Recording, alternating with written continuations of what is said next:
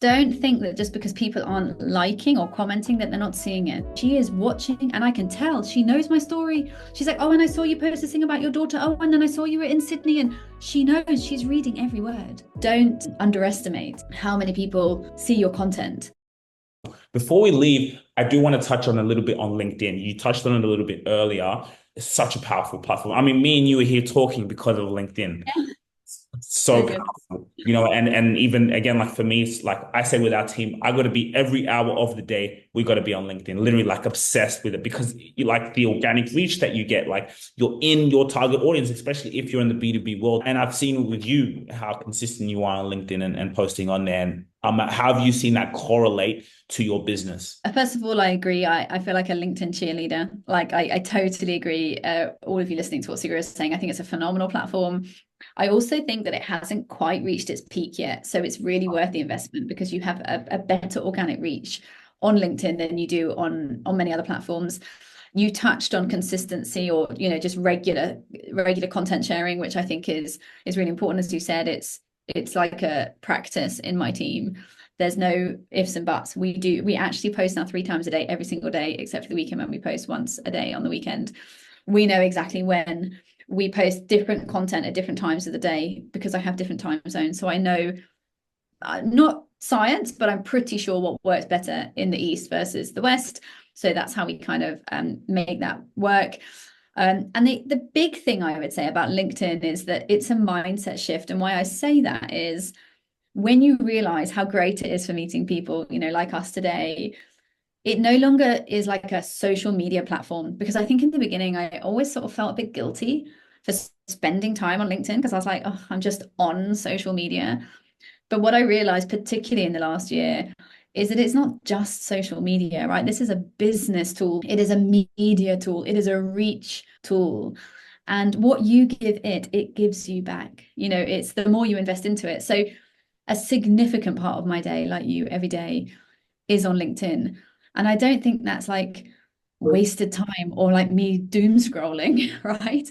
That is new business development. That is reach development. That is investment into the future of empathy and this platform. So I think it's a really important mindset shift to not see LinkedIn as just like another Instagram feed, right? This is a business growth tool.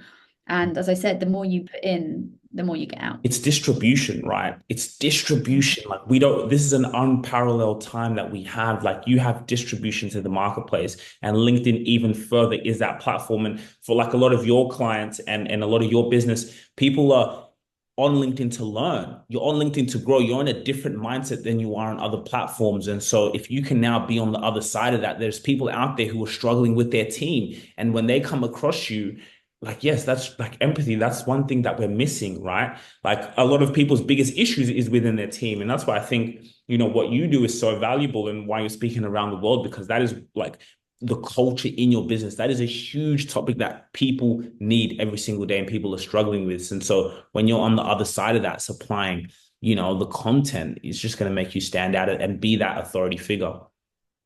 And the other thing I'd say, Sigur, and thank you, is don't think that just because people aren't liking or commenting that they're not seeing it.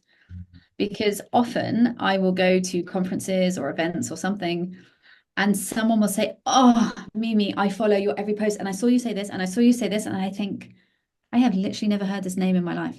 So to me, they are not there. Like, let's pretend her name is Joe Blogs, right? I've never seen that Joe. I know because I look every day. But Joe is telling me she is watching, and I can tell she knows my story. She's like, oh, and I saw you post this thing about your daughter. Oh, and then I saw you were in Sydney, and she knows, she's reading every word. But Mhm. to me, she was before then invisible. So I Mhm. think LinkedIn also has a lot of passive viewership. They're not liking, they're not commenting, particularly if you're talking about the workplace. Maybe they don't want their boss to see them liking a post on psychological safety or whatever it is, right? But don't underestimate how many people see your content, even if they don't engage with it. So yeah, just stay optimistic that that content, as you just said, is distributing, is reaching people, and more people than you know are reading what you're putting out there, which is really positive. Extremely positive. And I also love how you're very strategic on there. Like everything like it really is a science, right? Like I really love that. Like the time, everything that you're doing, how many days, like 3 times a day. I love that, being strategic to the minor detail. What do you see works the most when you post? Is it the personal stuff? Is it the business side? What works the best for you? I think that the winning equation is personal plus education, which are the two things you said. So that's really, I guess, the combination that I try to push there. So as much of that kind of, and when I say personal, I think personal to me is not that personal to others, but things that are about my journey, right? So how I feel standing on stage, or opportunities I've got, or I've been invited to Parliament. That I'm not talking about like what I had for breakfast, or my motherhood, right? I don't put personal stuff on there, but I'm just talking about personal opinion on the leadership or the work that I'm doing, right? So it's got me in there. And then the second bit that I do is that educational content. So statistics, carousels, whatever, infographics, like you said, there, Sugira, things that people can learn from. And I try to keep that very varied. So, if I post this week about empathy and leadership, next week I will perhaps talk about empathy and conflict.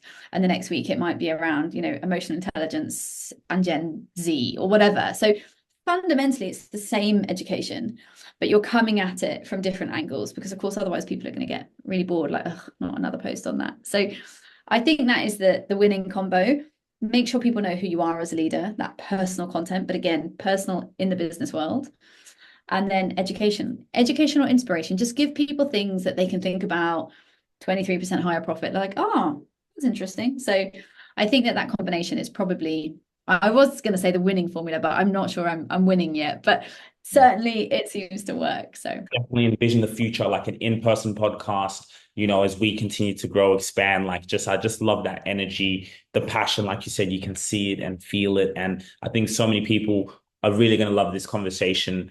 And I just want to thank you so much. And I will put your details in the description for people to get in touch, high level CEOs, wanting to be able to instill a lot of these principles and values within their organization to, like we said, grow their empires and grow that personal brand as well. I think it all relates. So I want to thank you so much for your time today. Well, listen, the thanks is right back at you. I'm so happy that we made it work, and that you invited me, and that LinkedIn brought us together. And yeah, for me. My name is Sugira Rubasha, the co-founder of the Rubasha Family Podcast. Now, I know you have a story to tell. I know you have a mission and vision that you obsess constantly about, and you're solving problems in the marketplace. So I want to sit down and get your story. I want to hear the real juice and authentic of who you are, because at the end of the day, people want to know about you. They care about you as a human being. So this is your chance to come on the Rubasha Family Podcast and be part of our Founder Series. We are hosting a Founder Series with entrepreneurs from all over the world who had an imagination to create their business.